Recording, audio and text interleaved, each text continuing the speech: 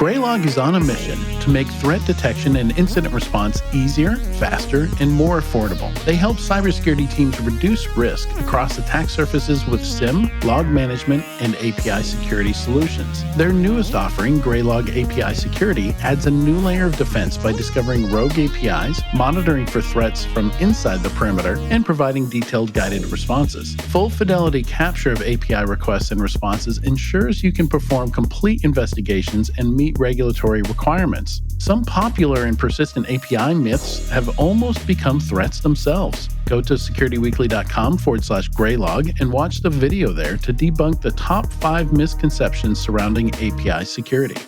Are your security teams overwhelmed with nonstop alerts? Then say hello to SentinelOne's Purple AI, the world's most powerful generative AI security analyst, built to simplify and accelerate your SecOps. Purple AI is built on the most robust data lake in the market, enabling analysts to protect your organization at machine speed.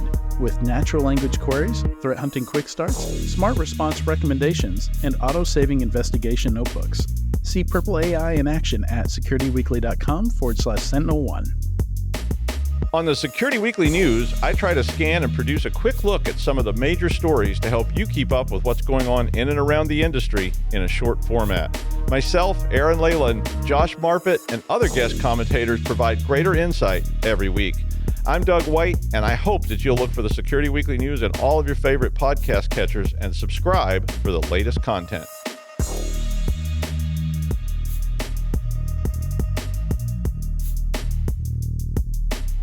Welcome back to Enterprise Security Weekly. You can join our cybersecurity community on Discord, connect directly with our expert hosts, join discussions with fellow audience members, and customize your notifications to receive alerts every time an episode of your favorite show publishes. Get your invite at securityweekly.com/Discord. And also a personal announcement I want to throw in here. The B-Sides Knoxville CFP closes this Friday at midnight Eastern Time. Get your best and craziest ideas for talks submitted, and you can go to bsidesknoxville.com and submit them there. Katie has spoken at B-Sides Knoxville before. And it was great. I had never been to Knoxville and loved it. It was a great conference, great area. I don't know if you're still doing it in the same area, but really fun conference, I thought. Yeah, we try. We try. This will be year number 10. Wow. 10 years I've been doing it. I need to pass on the baton soon. I say that every year, and then I do it, and everybody's like, "Oh, thanks for doing this. This is so great." And I'm like, "Okay, I'll do it another year." Fun fact, It feels that good. was an early conference in my speaking career, and I went to get coffee beforehand, didn't close my lid. So I was a little bit nervous because it was only, one of my earlier talks in front of larger groups of people, and I spilled the entire cup of coffee down my front like 20 minutes before my talk. So that was really fun. Oh my God, I forgot about that. I think you told me about that, but I forgot.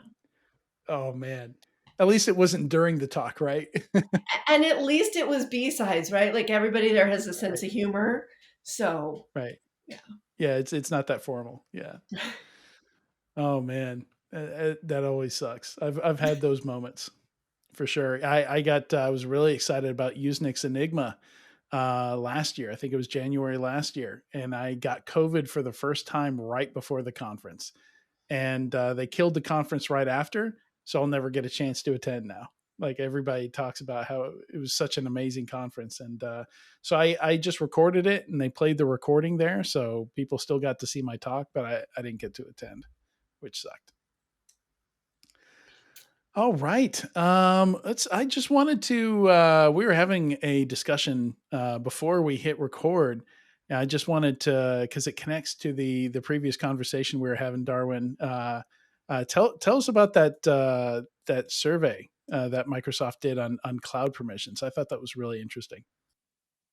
Yeah, 100%. So last year, Microsoft released a state of cloud permissions risk report where they found that only 1% of permissions granted to identities are actually used, meaning that 99% of permissions assigned to cloud identities are not in use.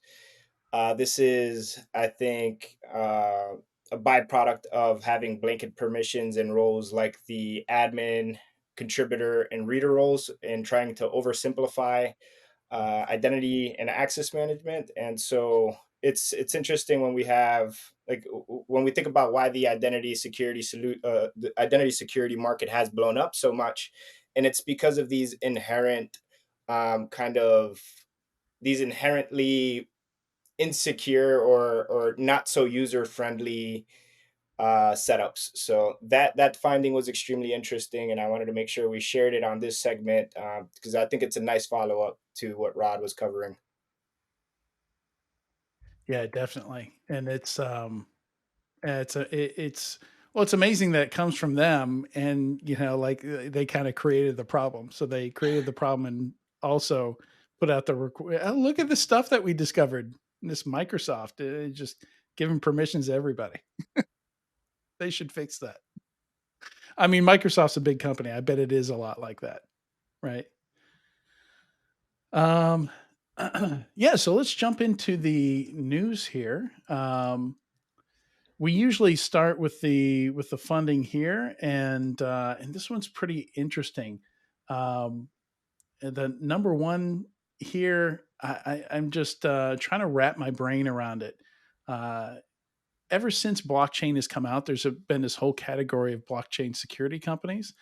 From what I can tell, I don't know if this is if they're specifically building encryption for blockchain companies and cryptocurrency companies, but that's who they're funded by. Are VCs that focus specifically on those markets. But when they talk about the product, they talk about it in more general terms. As if they say their mission is making the internet end-to-end encrypted using fully homomorphic encryption. Which the last time I dug into homomorphic encryption, what I remember from it is that it's intended to compromise between utility and confidentiality, right? Like it encrypts it so you can't see the data, but you can still do queries on the data. Like I don't fully understand how that works, but I do understand that it's always been kind of a compromise. Like it's not the encryption you would choose if you just want to protect data. It's you're going to back down a couple steps to make the data useful. So any kind of blanket, like this seems like something you'd use in very niche ways. Like you would use it selectively. You wouldn't want to use it for everything. So I found that a really weird statement that, oh, we're going to use it for the whole internet. Yeah, that seems the whole internet is not a good use case for this. No, it doesn't seem like it, but they raised a 73 million Series A. So someone thinks this is a really good idea because, yeah, we've seen funding decrease a little bit, but we've seen funding amounts decrease a lot. And so, 3 years ago, this might have not been what? But today, a 73 million Series A is pretty huge. Yeah, wasn't there a homomorphic encryption company in Innovation Sandbox last year? I want Can't to remember say off there the top of my You're was. head, but I going think on 12 months, Adrian. That's I know my that's what I'm computer searching can't be for. that far back. But yeah, 73 million Series A is a whopping number. And if you look at the folks that they're backed by, some of the like key contributors to Ethereum, Solana, State Capital Group, and when we think about where the industry is headed as it relates to encryption and what's coming down the pipeline with post quantum cryptography, I think this space is going to see a lot of continued interest. And also, if you think about how much money has been siphoned through cryptocurrency attacks, we're talking in the billions every year are stolen from crypto wallets. I think it makes Mhm. a lot of sense that we're seeing this figure for a Series A for this company. So Zama, I think is a good one to keep our eyes on as we continue to wrap our heads around what's going on in the homomorphic encryption space. Um, but yeah, this is interesting. and maybe this is a somewhat attempt at helping the ransomware space, right? I mean, True. as you were talking about it, I'm like, huh, I can see a use case for that there. And if Oh, it's almost this bifurcated use case for this technology, 100%. it was 73 million Zama. isn't a lot compared to what some companies actually pay to get their data back. It was Zama Yeah. who was in the Innovation Sandbox contest last year. They were one of the 10. Okay. So full circle, a year after, I'd imagine they were probably top 3 or 5 in the innovation sandbox. I remember Hidden Layer one was the top, was the winner for the innovation sandbox last year. But seeing it come full circle and them having raised 73 million, I think there's again a lot of pent up interest in this space. And to Katie's point, a lot of organizations have paid out ransoms to get their information back. And one of those organizations, there are rumors that Optum, Change Healthcare, and United Healthcare just last month paid 350 Bitcoin to have their data decrypted. And so it goes to that point. So how does a homomorphic encryption tie back into that? Probably making the blockchains that these coins transact on more secure so that they could pass regulation and hopefully gain broader adoption. There's a lot of underlying threads, and as with a lot of this stuff, it's always interconnected. But this is 100% a space to watch that doesn't get as much love because of all this AI and Gen AI security. So, Yeah. Yeah, and honestly, like anything, it says Bitcoin on it or fraud, stuff that's kind of adjacent to security. I don't consider really mainstream security. I usually don't even touch it. But the fact that it's just encryption, encryption is generally, that's a general use product. It's most encryption isn't really use case specific. But yeah, it's interesting because we've seen it pop up over and over and over throughout the years. Like one of the last times I saw homomorphic mentioned, it was Casby companies, and the idea was they were going to encrypt stuff in your SaaS platforms. So information that you store in Salesforce or in Google Drive or something like that would be encrypted, but you'd still be able to use the search function within those applications and find what you're looking for, and then your browser would somehow decrypt it if you had authorization to via like a Chrome plugin or something like that. It got very complex, and I never really saw it go anywhere. So it's always interesting when it pops up. We'll see if anything comes of this, but yeah, it's interesting that they made it to the innovation sandbox. And now they're. I'm surprised it took them this long to raise funds. Usually, after the innovation sandbox, you see companies raise money pretty quick. Let's see. Yeah, I wasn't. None of these really got me too excited here. There's cloud runtime security, pretty interesting. Israeli startup called Sweet Security. I'm not sure I understand exactly what they're doing there. We've seen runtime security um, in the app space before. I've not seen something that's cloud specific. But the idea that almost like an agent based thing. But as we've seen infrastructure go away and more serverless and stuff like that, we tend to see less of that kind of approach. But yeah, it sounds interesting. I don't know much about it though.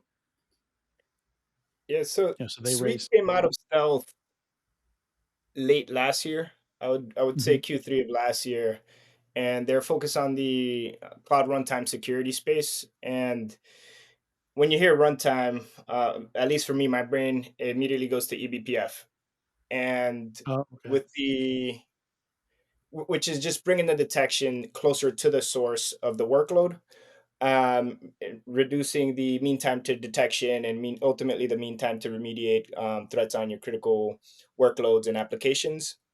So Suite is taking a very innovative approach compared to say like a Wiz or a Palo Alto Networks, and I think Suite will eventually be a very attractive acquisition target, maybe for like a CrowdStrike. Which, side note, CrowdStrike acquired Flow Security on the data protection side, who also is the only organization that does runtime data security in the entire DSPM space. So runtime Okay. is getting a lot of interest and love right now, and I'd imagine Sweet may have piggybacked off of what Flow is doing, since they both use the same underlying technology of eBPF. But this is a interesting company to watch, and also founded by former Unit 8200 IDF folks. So this is, they have the technical chops, and I think this company has some legs. So Yeah, I would think, anytime I hear runtime though, eBPF means you're managing the stack, right? So you're using some kind of cloud component where you're running lower levels of the stack, like EC2, something like that, right? To be able to have some kind of an agent. Maybe containers. I'm not as familiar with containers. I don't know if you can manage. I thought eBPF would be at the like container host level, I would imagine it would be limited in where you could deploy this, which environments you could deploy this into.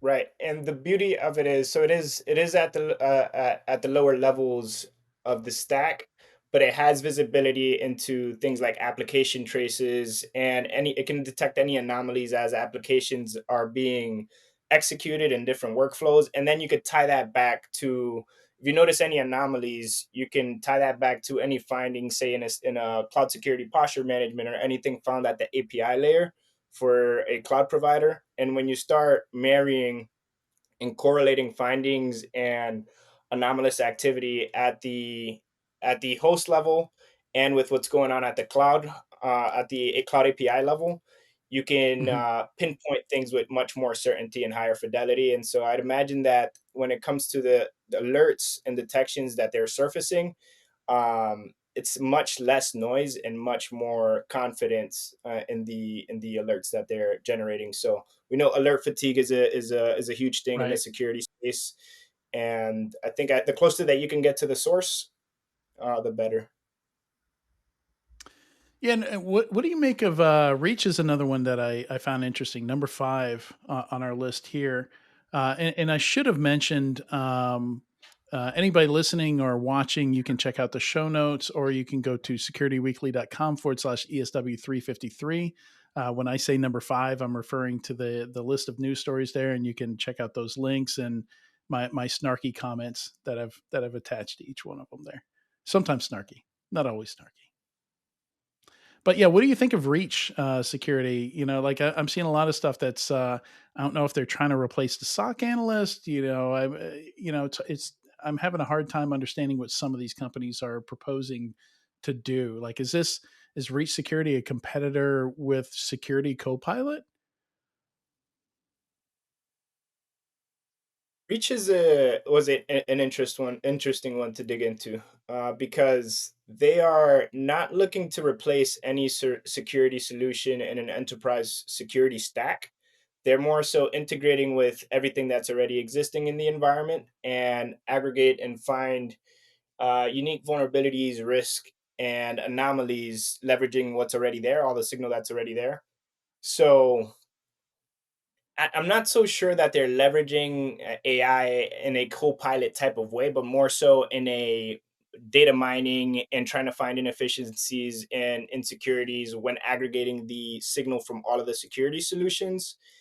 And this is I think there's a new class of security solutions that have been coming out of stealth over the past year. When we think about Tamnoon is one, Daz is another one that really focus. Silk Security is another one, and these three are focused on the remediation aspect, the remediation layer, and ensuring that last mile, making that last mile effort much easier for security teams. So yes, we have a bunch of solutions that surface bad, but how many of them actually make it easier for you to remediate things? And so when we think about Reach, Silk Security, Tamnoon, and a couple of others that have come out, and it's more so geared towards reaping the actual benefits of the security solutions that you already have. And so this is an interesting play. I would love to read a case study on it or a use case on how organization is actually Mhm. using it. But Yeah, I've heard some of interesting. these promises before. I think this is part of the current craze toward integrate everything toward API, aggregate, normalize, correlate, and find the answers. And that's in air quotes. It's a Um, SIM, right? It's a SIM. You just well, described that. there are a few, That's SIM marketing for the last 30 years. few product categories I can think of there, but uh, it's just the current way to have a quote single source of truth, to have a Right. consolidated dashboard, to have an accurate prioritization schema. Look at me Wait, isn't spouting that a chasm? buzzwords. Are you describing a chasm? What's I am going on here? describing any of these things, the vulnerability and risk management Wait, platforms, don't the you work for a chasm CASB, the company? SOAR. I'm not wearing anything today that says I work for a vendor. But I mean, it is a space that I look at a lot, and it really, the day job that I do have, I'm naturally seeing all of this public discourse, right? And it's getting really, really confusing because all of these different categories, whether it's SIM or CASM or vulnerability and risk management or risk prioritization or any of the SOC tools or the SOAR, everybody's using the same type of language. And it's all just focused on what is my holistic view of what's going on and how can I make better decisions. And then, of course, they're throwing the ML and the AI and whatever other amazing buzzwords in there to say, hey, we do this faster, better. Yeah, I mean, machine learning has also been around for a really, really long time. We just have a new nomenclature on it. Without sentiment, it's still ML. Take that, Tyler, you're not here. But really, it's just, it's everybody's, I think, attempt to bring everything together and get a better handle on it because there's just so much noise in tools, in traffic, in everything that IT and ops teams do every day. Yeah, so the big difference I'm seeing between Reach and say Silk Security. So Silk Security, looks kind of like the next step in risk-based vulnerability management, right? Like they're talking about fixing findings. So this is messaging that I mean, it's great messaging. We've heard it for a long time. Cybersecurity is a tangled mess. And this is on Silk Security's website. The more findings, the less clarity in what to fix, leading to a growing risk resolution gap. So you're going to prioritize it. You're going to fix the stuff that matters, separate out the stuff that doesn't matter. It looks like they're pulling in from Orca, CrowdStrike, Prisma Cloud, Qualys. So everything you would consider vulnerability management. Whereas with Reach Security, when I read it, I was thinking more like, is this threat hunting? More like detecting and more SOC focused, right? Detect and respond rather than fix vulnerabilities. But either of those, like those, take a bunch of noise out of your security products and make it make sense. Like we've been hearing that for a while. Like I remember being amazed at this whole risk-based vulnerability management category popped up. I was like, wow, we have a whole category of security products that exist because another category sucks so bad that we had to create another product and overlay it on top of that one. And so now we've got layers and layers of security products just to make sense of all the noise coming out of the other ones. Like the fix for the bug in the Wait industry. a minute, Adrian. I think I read something today that Oh, may did have that come out today? Yes. talked about the overabundance of tools. Can we jump there since you gave yourself a nice segue? I wrote that like a week ago and it was scheduled to come out and I totally forgot that that was coming out today. Yeah. So maybe you can tell everybody what I'm referring to. If you read it, you You probably don't remember remember what I what you said better wrote? than I do. I do that too. It's okay. So Adrian wrote this great piece and published it today on the Cyber Y, and I won't give away the whole thing because it's a really good read, and it's talking about the, we've reached the, what was it, 10,000 products mark, and Mhm. what the hell are we doing? Do we need that many security products? Are they all efficient? No. Do they all do what they say they will do? No. But here are the problems Yeah. that are Why do the number of introduced. breaches and security products increase at the same rate? Right. Is the question, right? What do we do when these are all introduced? We've got these products, and security people, tech people, they're like, yay, products, new, shiny. What's the outcome? What's the overall arching benefit to all of this? Yeah. Yeah, and it's yeah, and there's some of that platform versus best of breed argument in there as well. Like a lot of these products that we're talking about today, that are getting their Series A, their seed funding today. A lot of them will be acquired and disappear into something bigger before they even get to raise a Series B, right? Like we see a lot of stuff get gobbled up that quick, and maybe that product continues, maybe it doesn't. Almost every day in some of the slacks I'm in with defenders, with CISOs, with security leaders, I hear people saying, it was a great product. Like, see ya. I guess I'm looking for a new one now. Because Broadcom's gonna ruin it, or whatever acquire is gonna ruin it. So they got a good 2 years out of that product, and they're gonna move on. Like that's not sustainable, I don't think. But it seems to be the norm, and it seems to be accepted among practitioners. And until there's some sort of pushback on it, I'm not saying that innovation shouldn't continue. Obviously, I think it should, because technology is going to move forward, and if we don't innovate, somebody else is going to do it for us. But just the acceptance of, hey, we have all of these products. I'm probably going to use it for a few years if it's a small product, and then it's going to go away, or it's not going to be in its, similar fashion. I don't know what we do about it, but it seems like it's not a tenable place to be. Not the company tenable. It's not a tenable place to be in Right. terms of I actually. make that pun all the time. Sorry, I'm not original.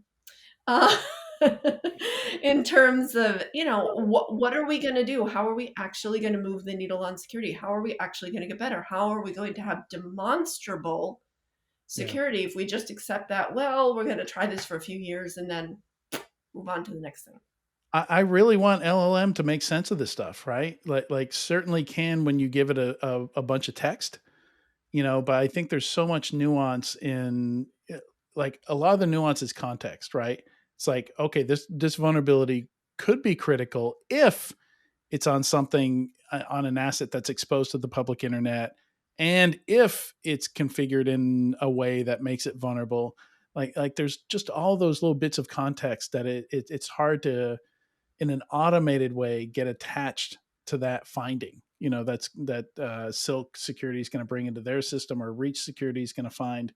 It's really hard to get all that noisy data together. Not only pull out the stuff and prioritize the stuff that's important, but also connect it to all that context that a traditional analyst would need.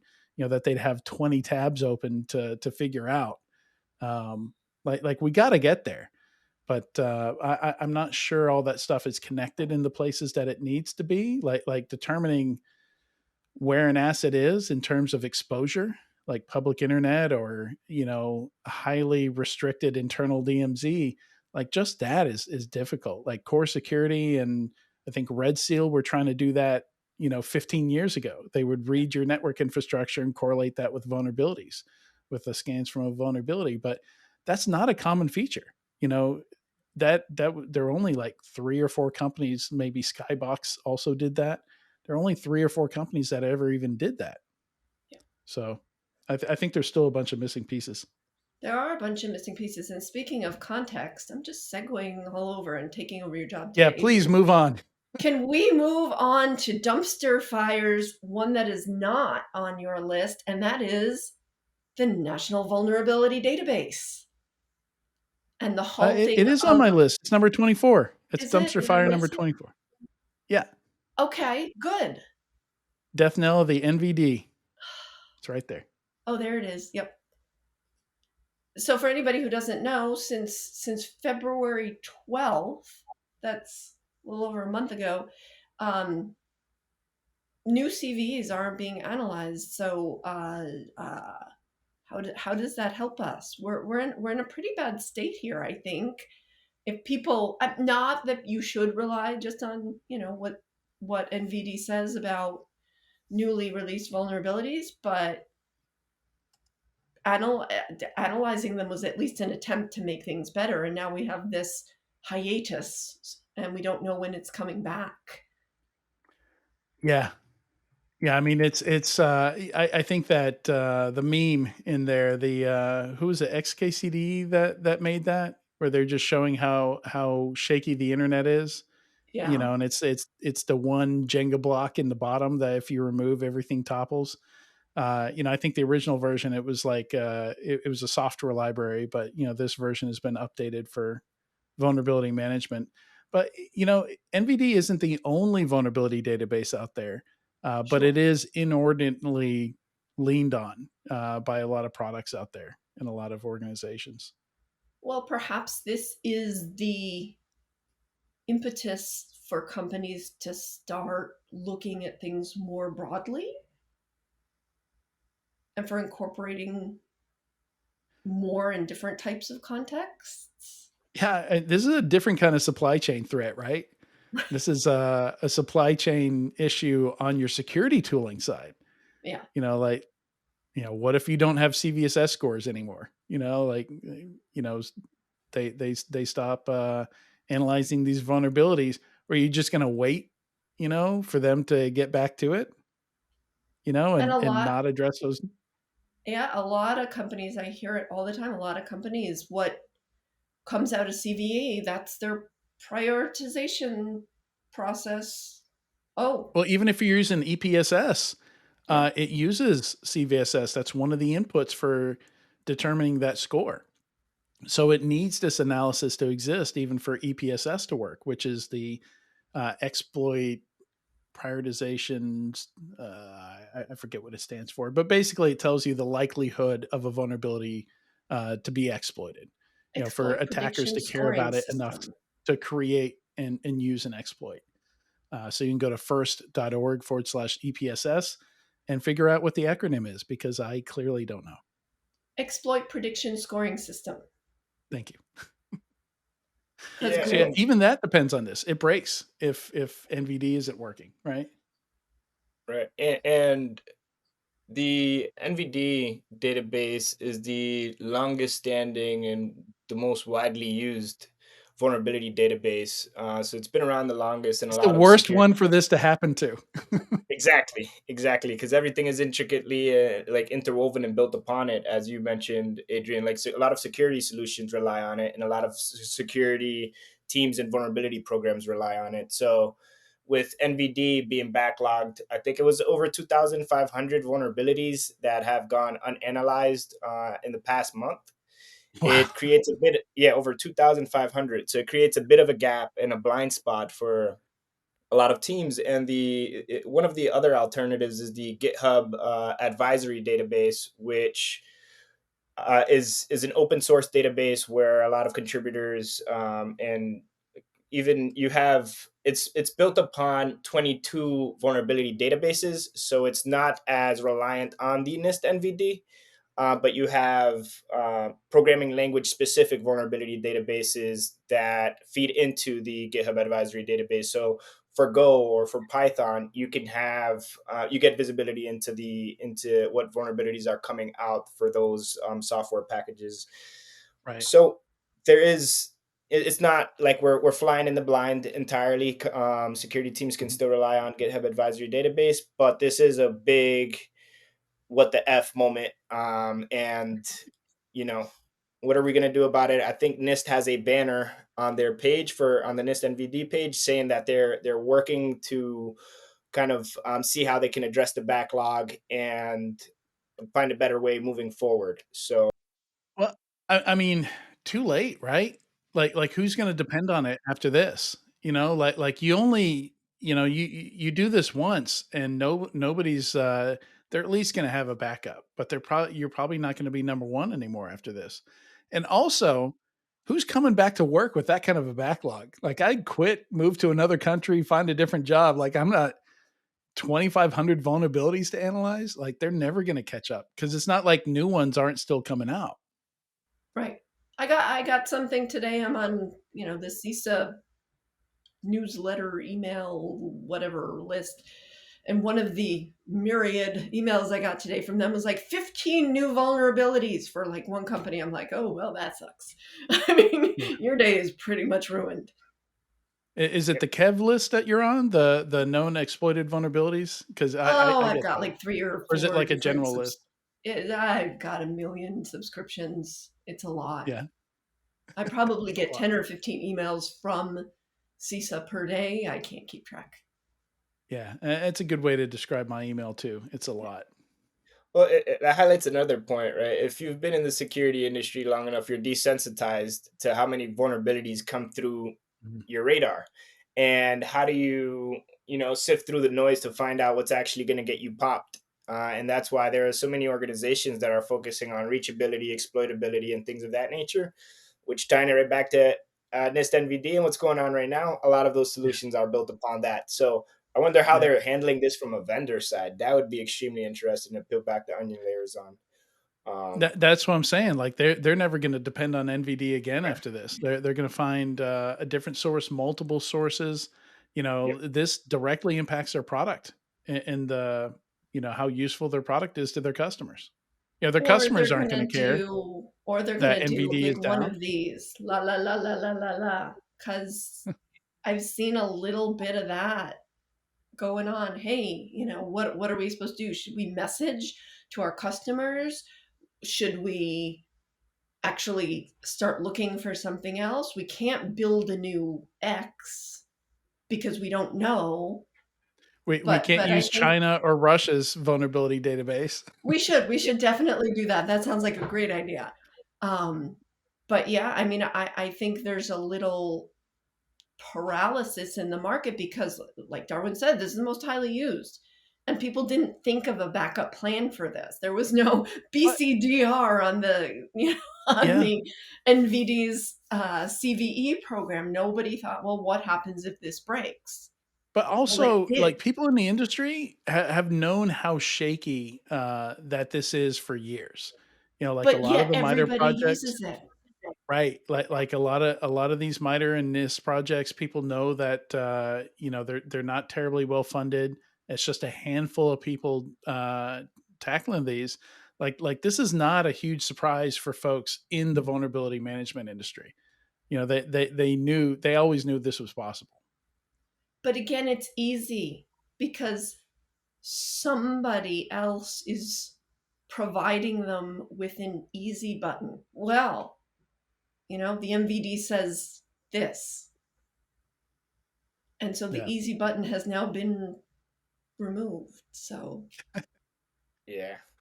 I wonder where else we're vulnerable to over-reliance on a government standard or something that someone else is handling and someone else's problem, and we rely on them to solve that for us. Are we vulnerable to another single point of failure anywhere else as a security industry? Probably. Yeah, we should just have ChatGPT like review these 2,500. And just let AI only take care of it. But only the business version, not the freemium version. Yeah. And speaking of AI, Darwin, take us over to Microsoft Security Copilot, or is it Copilot for Security? I don't know how the branding works. Microsoft Security Copilot. So news came out yesterday that the solution will be generally available starting April 1st. And today the stock popped. Perfect date. Right. Perfect April Fools, right? Just a coincidence, right? Just imagine if the solution didn't come out at all. No, it's brilliant. And I'll tell you why. It's brilliant because if it sucks and it breaks, they can be like, just joking. That's not really the GA. Right.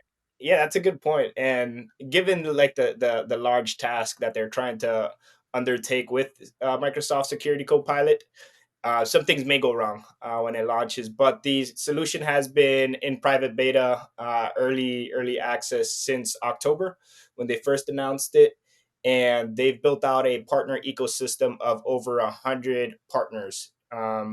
Think Wiz, Red Canary, anything, obviously AWS and Google Cloud, anything from cloud providers, security vendors, Okta, things of that nature, where they can integrate and mine signals to ultimately help the end user get more visibility.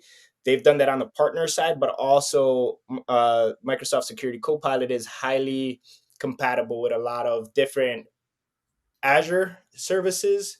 So think about Azure Defender for Cloud, and then also Defender for Endpoint, Entra ID, and all of the full suite of security solutions that Microsoft offers. And so if you think about Microsoft Security Copilot, it's kind of like an all knowing brain that is connected and can speak to many different solutions. And if you want to get down to the bottom of an incident or an event, you can be able to, like, it has the context. You could just ask it in plain text, and it'll come with all of the findings, all of the log events, and it ultimately makes analysts' jobs easier. You mentioned a stat, the 22% stat that you could talk a little bit about more, but it doesn't seem to the results say it doesn't seem to help analysts that much, just a little bit. Can you talk a little bit about that, Adrian? Yeah, so first of all, this doesn't happen often. It's really cool that they actually did like a proper scientific study on whether or not their security product actually helps. Because I've seen plenty of security products that go in the opposite direction. Like, okay, now everybody's trying to keep a SIM up and running, and nobody has time for threat hunting or like building SIM reports or anything. Like, they're just trying to keep storage from filling up. So like I've seen a lot of security products that have what I call negative value. Like overall, it actually hurts your ability to do security. So first of all, kudos to them. Very cool that they actually did a scientific study on it, and the results were kind of underwhelming. But they still published it. So again, kudos to them for that, for actually publishing the results. So Well, experienced I have a security analysts. question before you go on, though. You Okay, say the results were underwhelming, but yeah. because so many companies don't do testing, either in development or in EA, how do we know that they're underwhelming? Maybe these are amazing stats.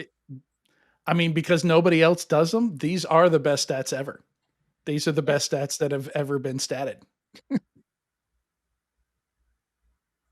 So, Sorry, go yeah, ahead. good point. Good point. Like, what's our reference point? How valuable is Palo Alto stuff, versus Microsoft stuff? We don't know. We don't have any comparison data for this. But so very good point, Katie. But yeah, so and some important points here. So yes, the actual improvements in productivity were underwhelming, but just to jump to the end, 97% of the people that used it said they want to use Copilot the next time they do the same task. Like they don't want to be without it. So even though the results, 22% overall, they were faster at their job with Copilot. I mean that's you're cutting a fifth of your time off, but maybe it's the worst part of the job, right? Like that's the most repetitious, the part you hate the most. A lot of it's just reading and summarizing text, and making sense of what you're reading. So maybe that 22% is really important, a really important bit that maybe that's the bit that leads to burnout for SOC analysts, right? So to put this in a more positive light, we have to take all that into consideration.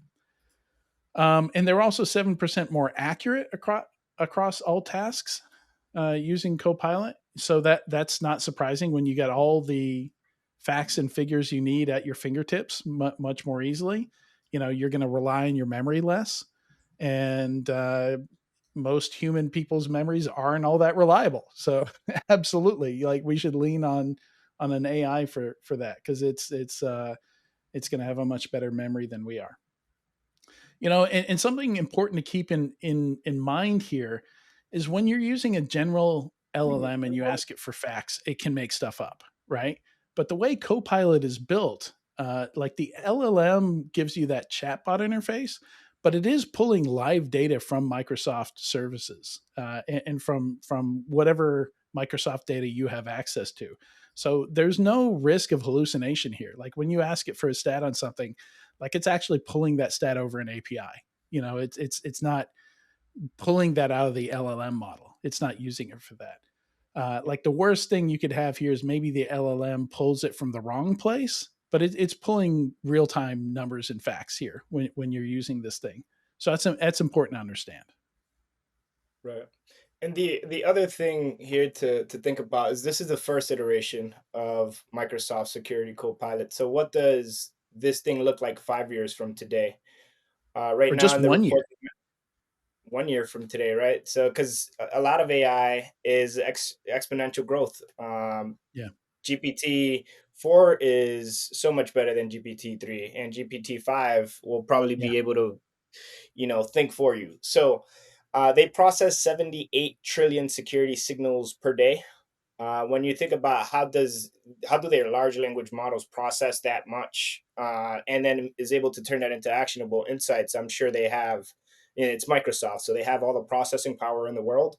But this means that their co-pilot is highly intelligent and hopefully extremely fine-tuned for these security use cases. And the other thing to consider is like investors seem to be very bullish on this because the stock popped 2.5% today while the rest of the S&P 500 was down. And also it's like this is the only I think this is there is no other security vendor that will be able to catch up to Microsoft in this regard because of the amount of telemetry they have access to, all the AI ML firepower that they have in house with their partnerships with OpenAI.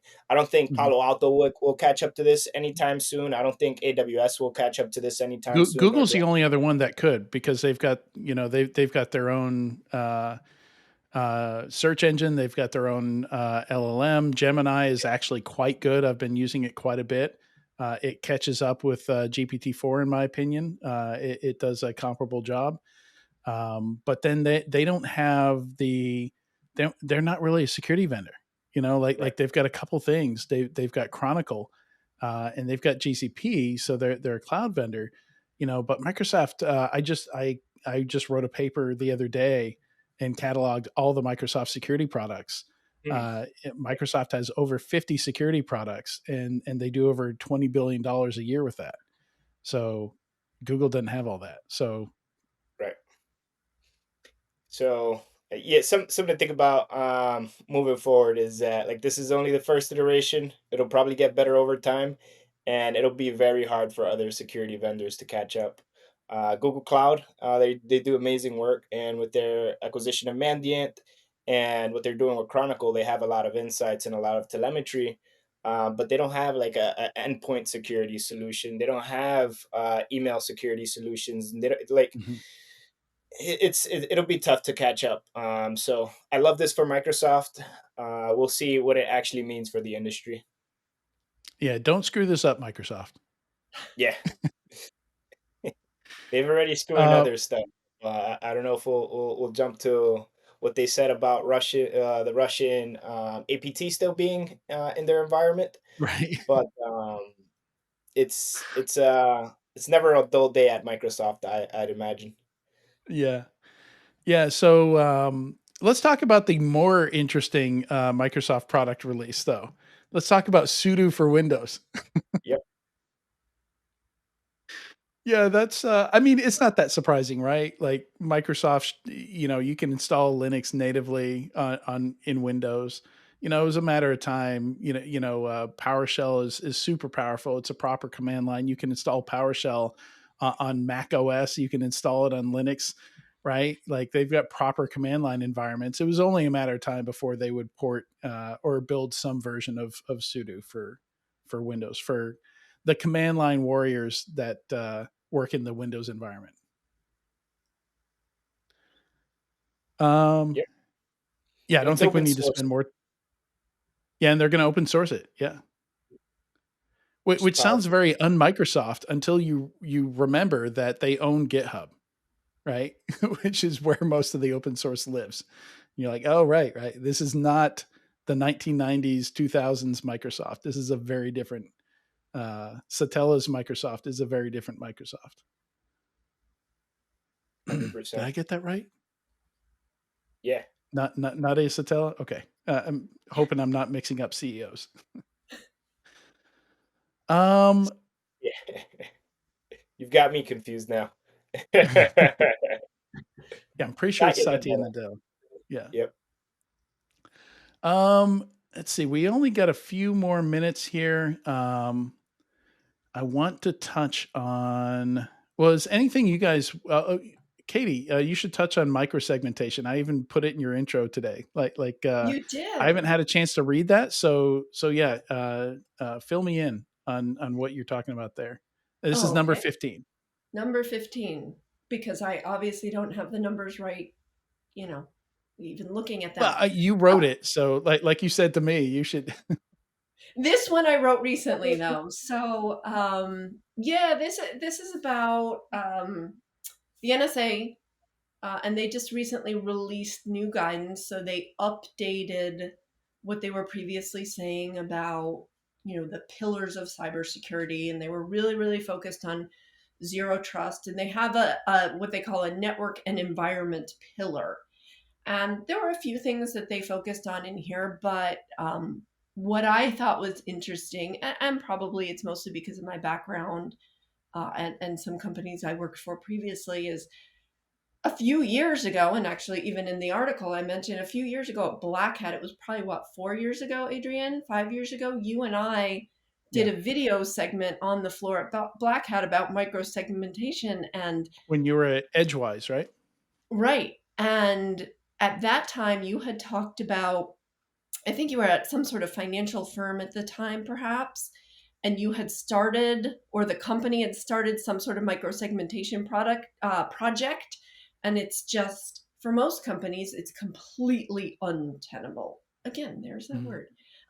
It's not realistic. It's too Yeah. hard. It's too complicated. There are just too many moving parts.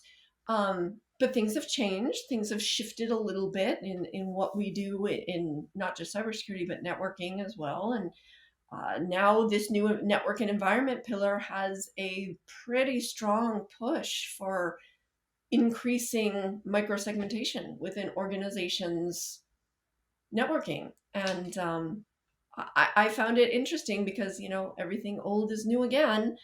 So here they are pushing for it again. Maybe it's time for it, or maybe, a year from now, what we're going to see is companies going, whoa, I still can't do this. This is, with everything that happens, with the ephemerality that happens, with all of, the cloud-based stuff that happens that we don't have enough control over.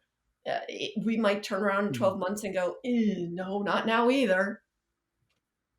Yeah, so the first time I heard the term microsegmentation was when I was getting a briefing from Illumio in 2013. I think it was the first briefing I did at 451 Security as an industry analyst. And I remember thinking when they were talking about how this worked, like, am I going from 8 firewalls, managing 8 firewalls to 8,000 or 80,000? Like, how's that going to work? Like, you've got to basically figure out configs for me, because I'm not going to be able to individually configure. And obviously your environment isn't going to be like parts of it are going to be homogeneous, like okay, these 7,000 can have the same config because they're basically the same call center PCs or whatever, right?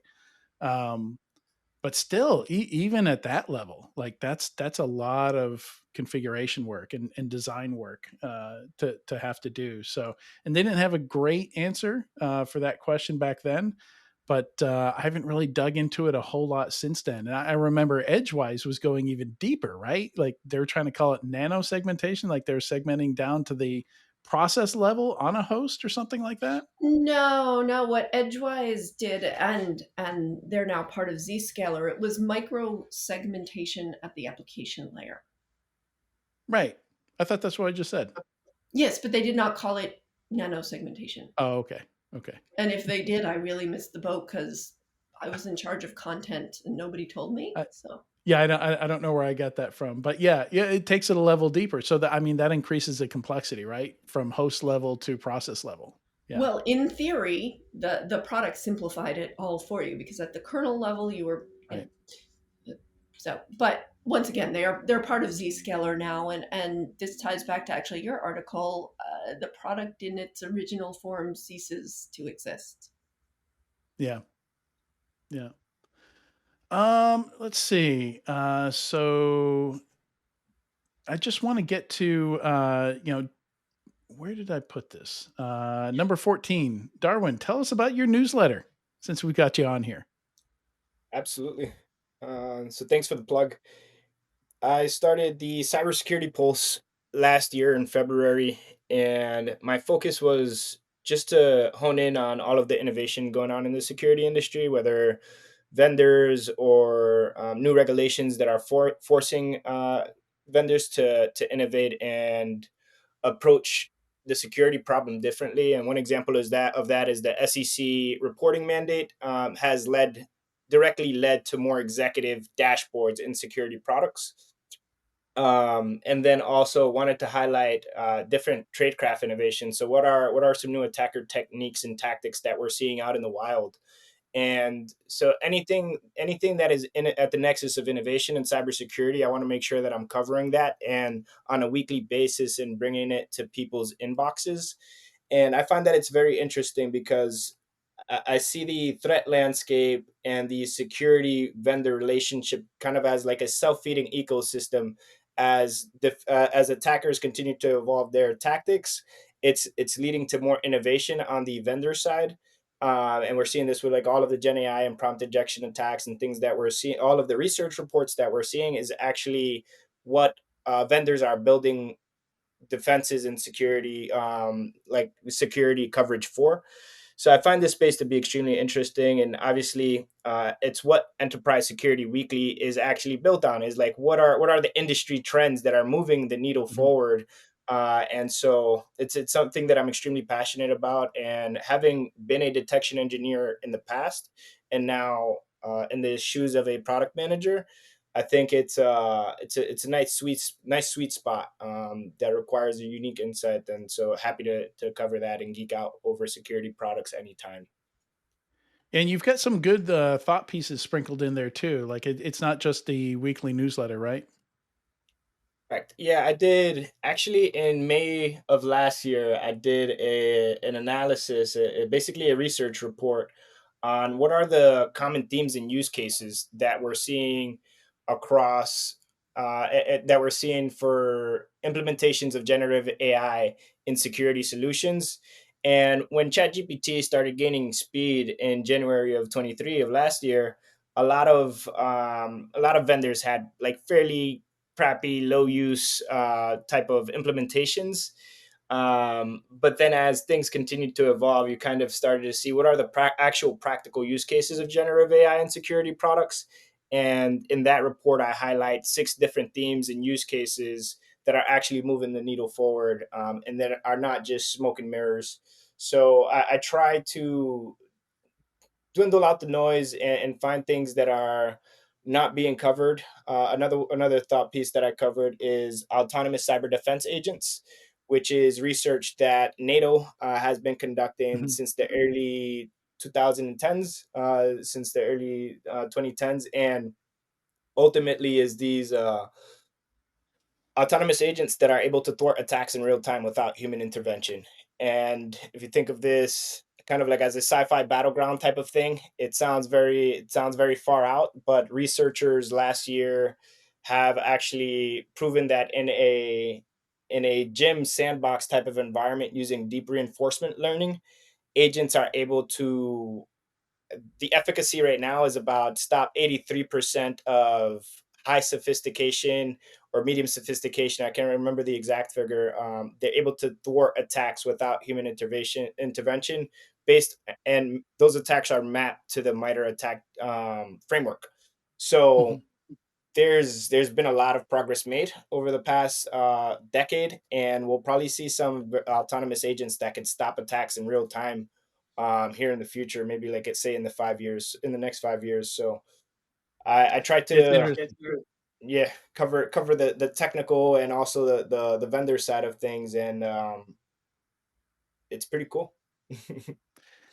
Yeah, I mean that Yeah, that that technology would have to technology. get pretty perfect to get adopted in certain places though. Like I remember I got my start at a credit card processor, and if those agents are wrong 1% of the time, that's like $1 million of transactions that didn't make it through, right? Like it's got to be.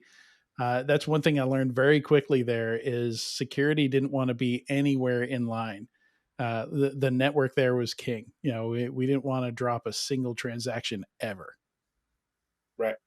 Too much Yeah. automation is a bad thing in many cases, whether it's remediation or identity or processing transactions. And so you never want to remove the human out of the loop entirely. But when I think about how error prone human analysts are and how Right. much human security analysts let slide, I think it's more of a staff augmentation play when it comes to these Right. agents. Catch anything that the Well, human analyst didn't catch, right? So, in some businesses, and my point here is not that it's not going to be useful. It's that it's going to be very business specific. right, Like some, would much rather stop an attack, than drop a few valid connections.